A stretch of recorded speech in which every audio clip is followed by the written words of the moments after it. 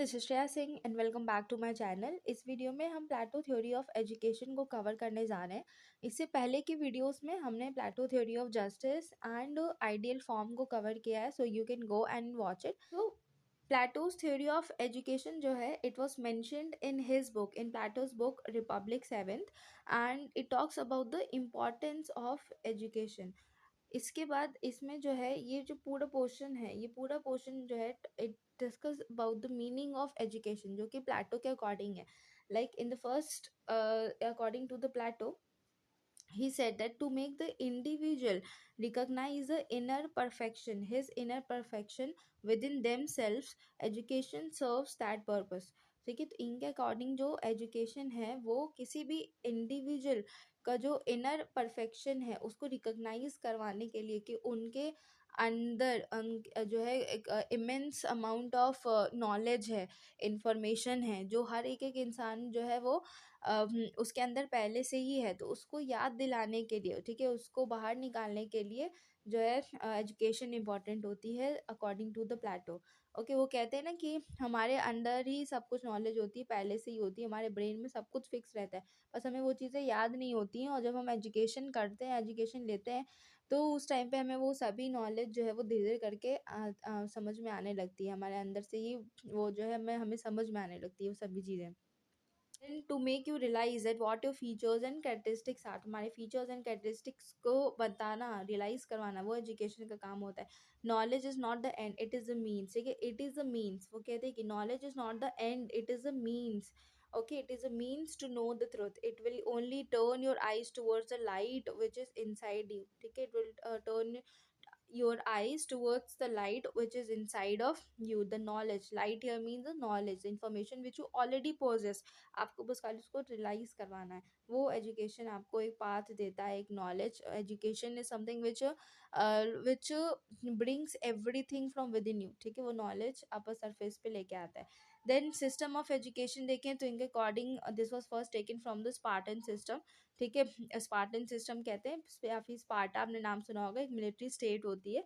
And this is the state use to impart the education in individuals. ठीक है, इस state में, ये जो स्पार्टन स्टेट सिस्टम था, इसमें जो नॉलेज है it was imparted within the individuals, but the Plato's aim was to create those people who can run the state and administer is and become a perfect citizen, जो just out of the individual. तो Plato की जो theory थी about the justice और the ideal form, उसमें भी कुछ इसी तरीके से था कि इनका जो मेन मोटो है, प्लेटो की जो मेन थिंकिंग है वो है कि हमें एक जस्ट स्टेट बनाना है, और जस्ट इस जगह हमें परफेक्ट सिटीजन चाहिए, हमें जस्ट इंडिविजुअल चाहिए जो कि पूरे परफेक्ट हो। ठीक है, तो वो लाने के लिए जो है वो कहते हैं कि एजुकेशन बहुत ज़्यादा इंपॉर्टेंट है, एक एक परफेक्ट सिटीजन निकालने के लिए आउट ऑफ द स्टेट, या एक परफेक्ट इंडिविजुअल, जस्ट इंडिविजुअल बनाने के लिए education is compulsory. And he did not want to create any army, he did not want to create any army या वो कम्युनिज्म, ऐसा कुछ यहाँ पे नहीं दिखा रहे हैं। No private sponsors, everything is state sponsors. तो यहाँ पे भाई जी कोई भी प्राइवेट स्पॉन्सर, सब कुछ स्टेट स्पॉन्सर्स है, तो कहीं ना कहीं ये चीज़ के भी कम्युनिज्म को भी ये सपोर्ट कर रहे हैं। एंड ऑब्वियसली उनका जो ऑब्जेक्टिव है वो थोड़ा चेंज लाने का है। ठीक है, objective is to bring change within the society. Then characteristics हम लोग फटाक से देखते हैं इसके। Then education is a means to attain a definite objective, it is not an end in itself but it is a means. क्यों? क्योंकि ये आपको हेल्प करता है अपने ऑब्जेक्टिव्स को पूरा करने के लिए। Then book seventh of Republic में एजुकेशन के बारे में पूरा स्कीम ऑफ एजुकेशन है। ठीक है, एजुकेशन कोई छोटा मोटा टॉपिक नहीं है, अभी पूरा हम लोग देखेंगे कि उन्होंने पूरा प्रॉपर है ना स्कीम बनाया गया, ऐसे एजुकेशन लेना है, किस एज में लेना है, क्या पढ़ाना है, पूरा है। Then Plato borrowed the scheme of education from where he borrowed from the Spartan system, ठीक है, which had a state sponsor scheme focusing upon the creation of an army of citizens, and Plato modified the system to suit his objectives। ठीक है, बस इतना है को कि he has borrowed this scheme of education from the Spartan system। then Plato's scheme of education is based on his theory of justice। वही कि उनको एक जस्ट इंडिविजुअल बनाना है ना, एक जैसे स्टेट के लिए, तो वो चीज़ है। Then Plato theory of education, Plato believe that for a just state and just citizen it is important to pay emphasis on the scheme of education। ठीक है। तो वही इंपॉर्टेंस दिया है कि भाई स्कीम ऑफ एजुकेशन जो है वो मस्ट है।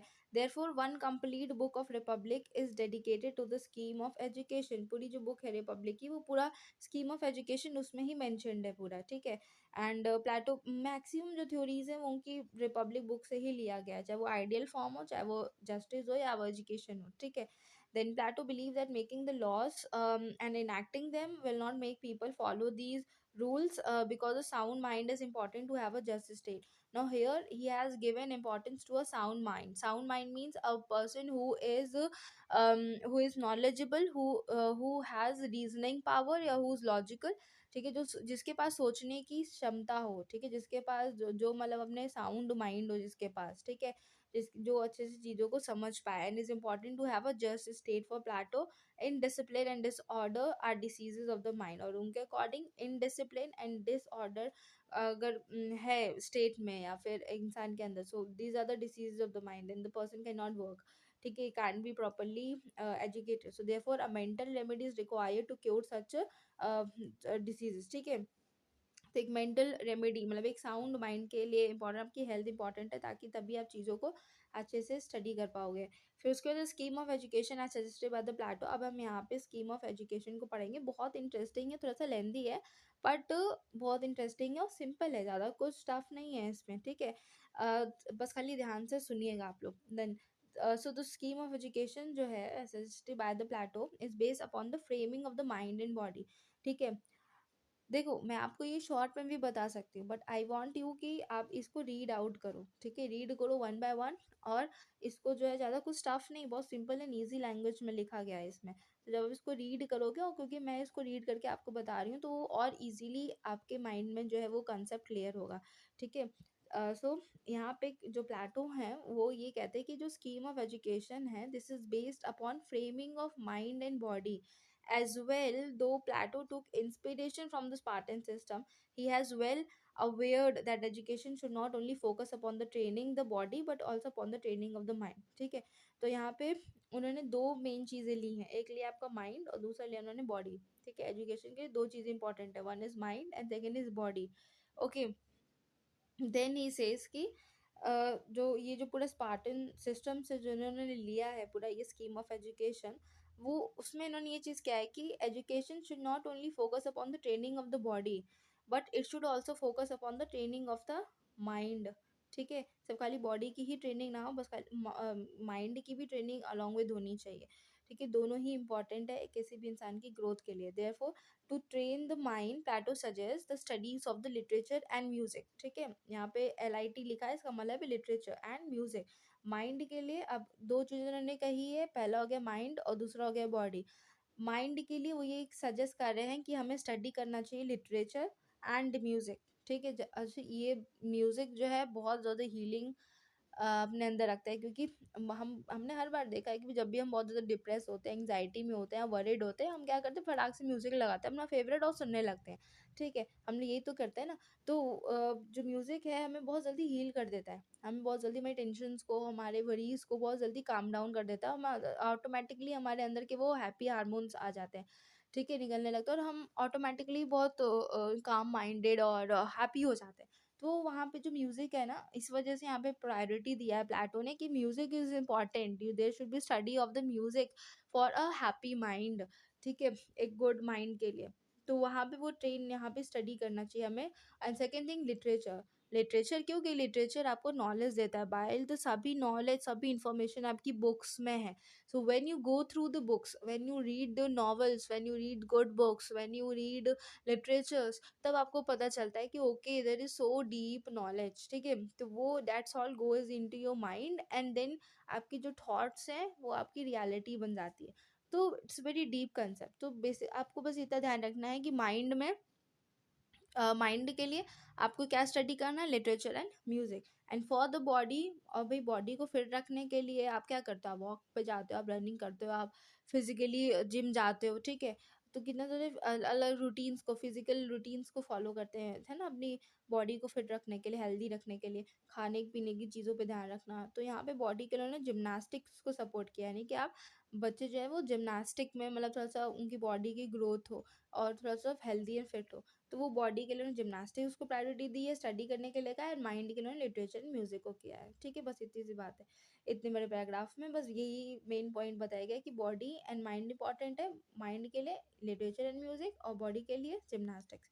Then for Plato, the objective of education is not to impart the knowledge but to turn the eye of the individual towards its soul.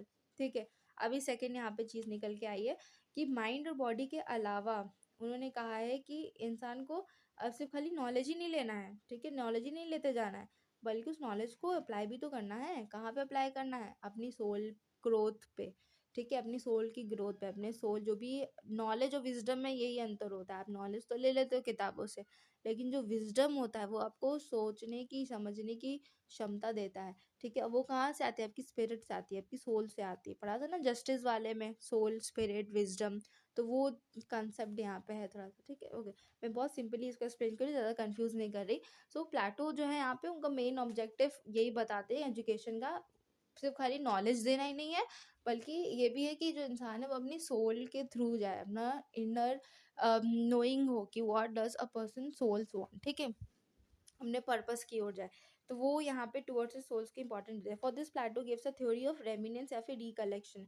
तो ये अलग थ्योरी है, ठीक है, ये आपके कोर्स में नहीं है। तो बस ये था इन लोगों की भी सोल्स एंड स्पिरिट से related concept reminiscence and recollection की थ्योरी में। ठीक है, then according to the Plato each individual is already possessing the knowledge of what is perfect for him to his early life और previous birth.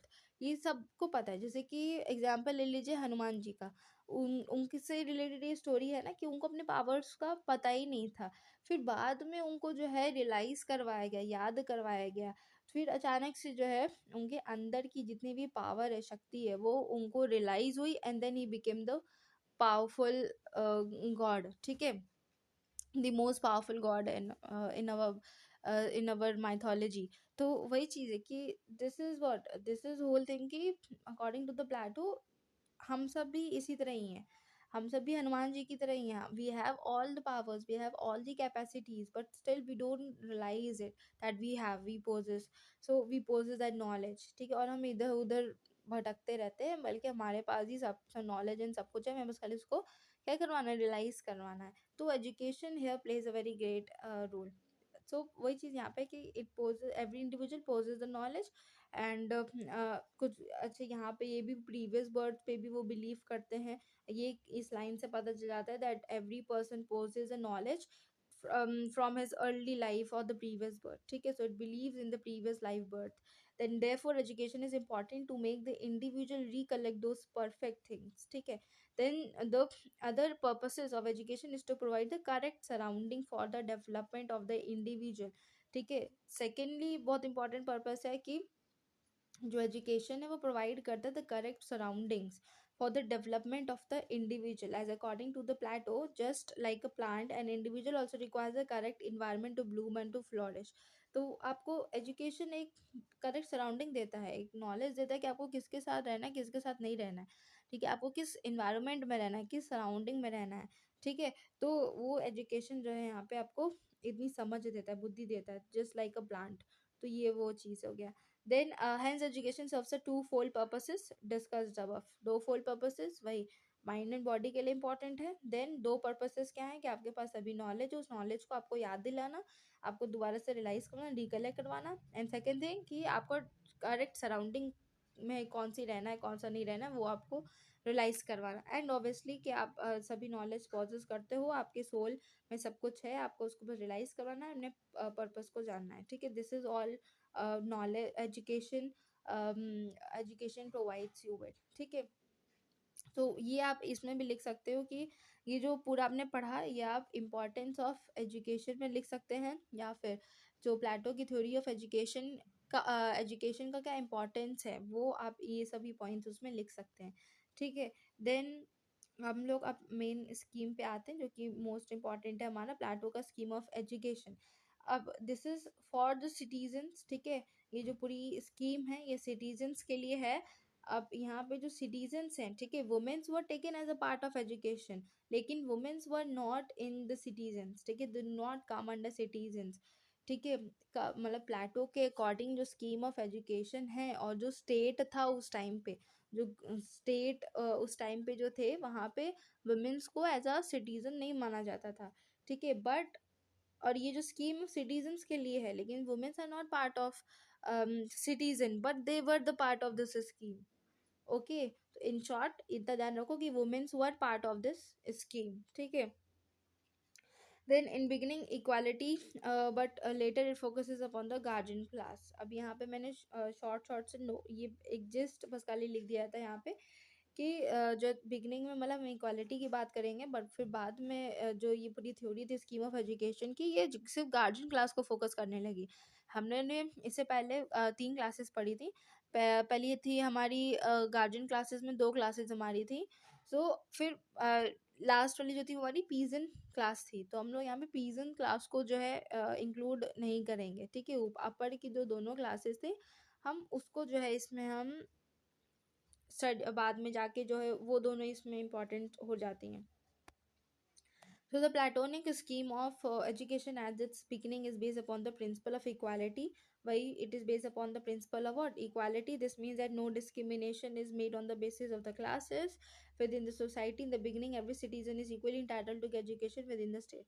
Then Plato believe that music for the mind and gymnastic, वही जो हमने ऊपर पढ़ा, music and gymnastics for the soul or the body can make complete individual. It can make a complete individual. To attain this, as the suggests the first 10 years in the life of the individuals to be completed dedicated towards the physical development, that is every school must have a playground and gymnastics। ठीक है, तो कहते हैं कि पहले के जो 10 साल होते हैं बच्चे के पढ़ने के, तो उस टाइम पे उसको पढ़वाना नहीं है, उस टाइम पे उसकी फिजिकल डेवलपमेंट करवानी है। ठीक है, अभी इन्होंने लिटरेचर नहीं लेके आए, अभी यहाँ पे सिर्फ खाली वो इंपॉर्टेंस दे रहे हैं music for the mind and gymnastics for the soul.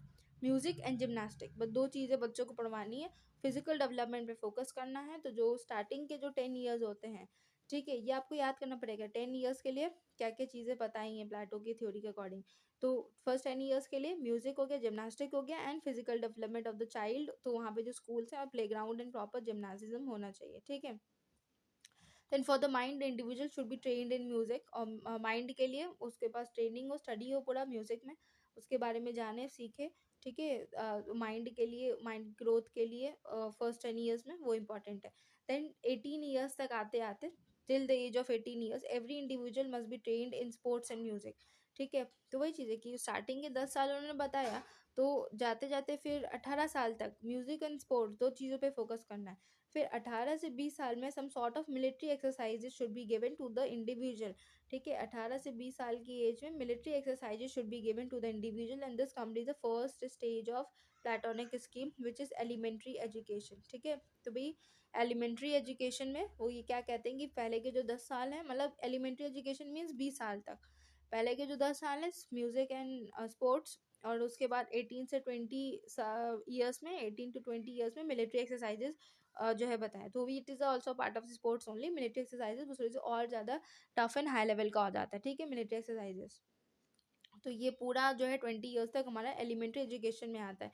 Accord now this was all the first stage of Platonic scheme. Then the second जो है वो हमारा एलिमिनेशन टेस्ट है।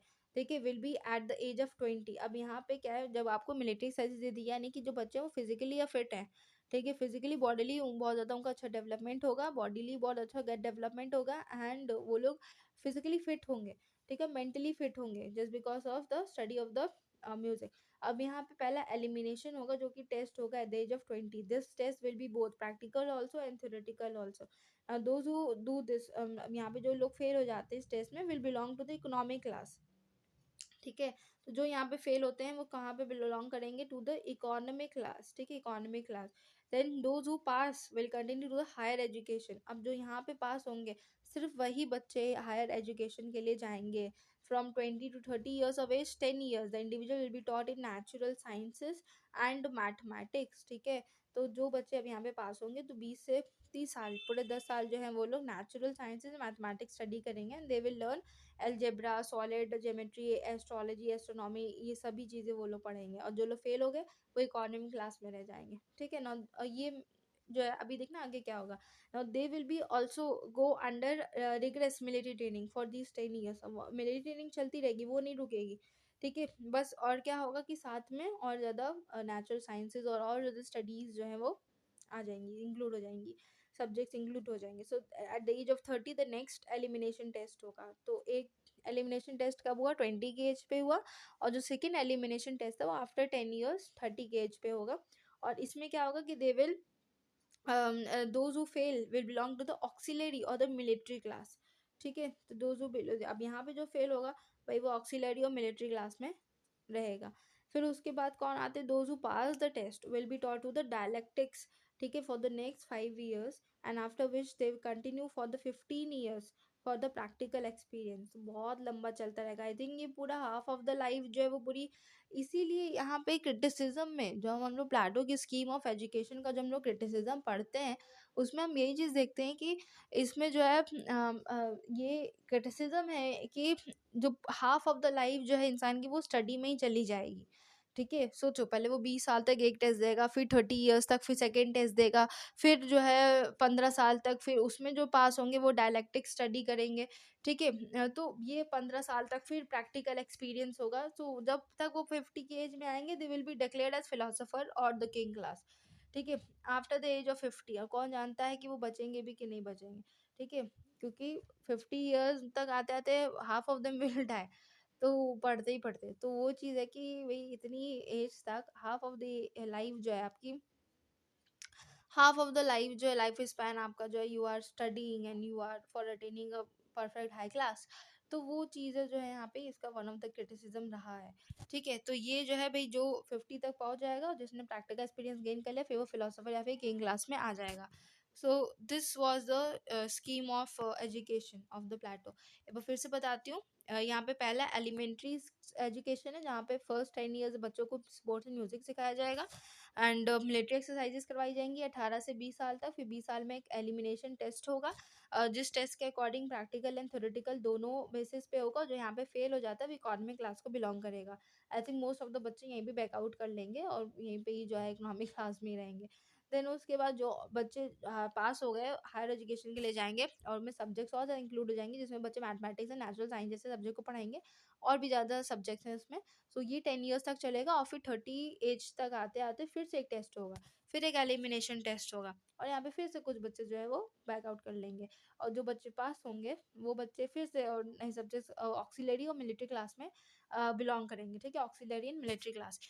फिर उसके बाद जो वहाँ पे भी पास कर जाएंगे 30 years के बाद, तो जो वो पास कर जाएंगे वो डायलैक्टिक्स को स्टडी करेंगे फॉर द नेक्स्ट 5 years, और फिर उसके बाद 15 years का प्रैक्टिकल एक्सपीरियंस रहेगा। फिर 50 साल तक आते आते वो बच्चे फिलोसोफर्स बन जाएंगे, किंग क्लास को बिलोंग करेंगे। So this was the whole scheme of education by the Plato. ठीक है, सो फटाक से हम लोग मेरिट्स करते हैं, डीमेरिट्स करते हैं, कुछ फीचर्स देखते हैं, that is the end of the topic.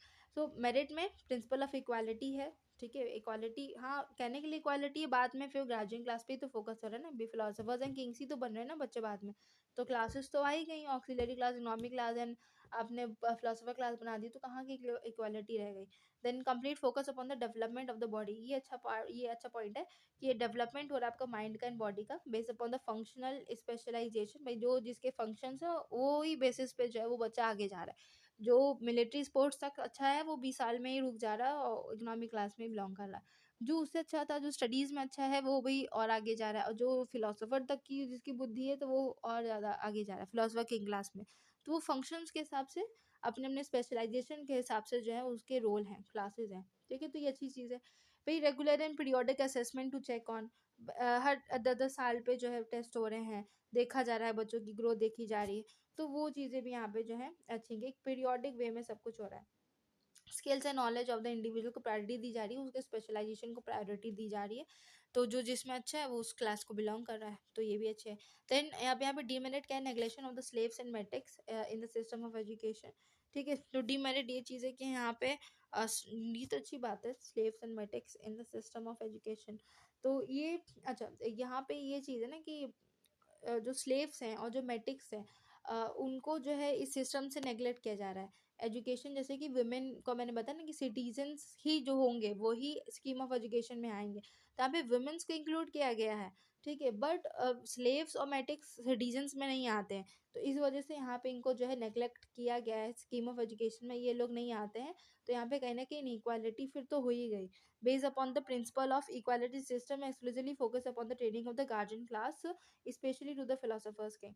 वही कहते हैं कि उनको ऑटोमेटिकली फिलोसोफर्स चाहिए, किंग्स चाहिए, तो इस वजह से वो मेन फोकस तो उनका वही है कि वो 30 साल पे 20 साल पे जो टेस्ट ले रहे हैं वो सिर्फ एलिमिनेशन के लिए, कि जो बेकार बच्चे हैं वो हट जाएं और जो अच्छे हैं वो आगे तक रहें, ताकि वो फिलोसोफर्स निकल के आए, गार्जियन क्लास को बिलोंग करें। तो वो यहाँ पे जो है उनको एक तरीके से हम ये भी कह सकते हैं कि वो पूरा उनका एक गेम है जिसमें वो लोग एलिमिनेट कर रहे हैं वीकर्स वन को, और सुपीरियर हैं उनको रख रहे हैं। तो ये इस तरीके से भी हम देखा जा सकता है। No place for the vocational professional training, तो यहाँ ये तो उस समय में रहा ही नहीं करता होगा। खैर यहाँ पे क्या प्रोफेशनल और क्या vocational. Then rigorous training till the age of the 50, वही 50 ईयर्स तक यू आर स्टडिंग ओनली। सोचो एक ऐसी लाइफ जहाँ पे आप 50 साल तक स्टडी कर रहे हो, then what's the meaning of the life then. So it was for the individual to rule and gain experience, ठीक है। So this was all features देखे तो स्टेट स्पॉन्सर्ड एजुकेशन है, ठीक है, और both for man and women है, compulsory education है, focus upon both moral mental development and censorship of literature and strict censorship of literature, philosophers class in producing, philosopher class produce हो रही है, सच्ची बात और क्या चाहिए। तो दिस वाज ऑल अबाउट। फिर हम नेक्स्ट वीडियो में प्लेटो की कम्युनिज्म थ्योरी करेंगे। अभी एजुकेशन की थ्योरी इतनी ही थी, स्कीम ऑफ एजुकेशन थोड़ा सा इजी है, थोड़ा सा लेंदी है, बट आई होप कि आपको समझ में आया होगा। So please like, subscribe and comment जो कि आपको ना समझ में आया। Okay, so thank you for watching it.